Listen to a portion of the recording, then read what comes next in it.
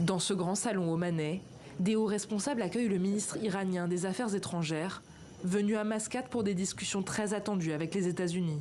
Ce qui est clair aujourd'hui, c'est que les négociations sont indirectes et, à notre avis, uniquement sur la question nucléaire et qu'elles seront menées avec la détermination nécessaire pour parvenir à un accord qui soit basé sur un pied d'égalité et qui permette de garantir les intérêts nationaux du peuple iranien.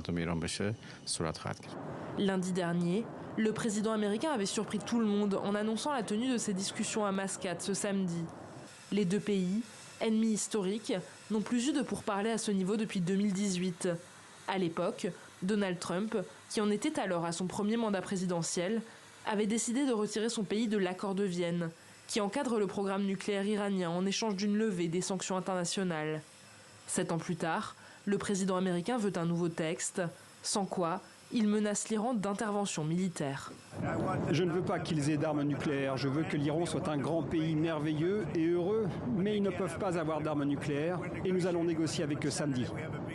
De son côté, Téhéran menace d'expulser des inspecteurs de l'Agence internationale de l'énergie atomique.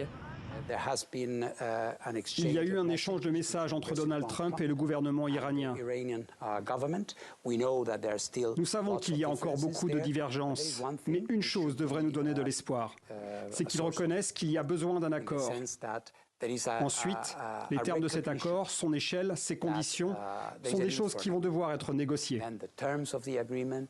Ces dernières années, Téhéran a accru son niveau d'enrichissement d'uranium jusqu'à 60%. L'accord de Vienne imposait une limite de 3,6%.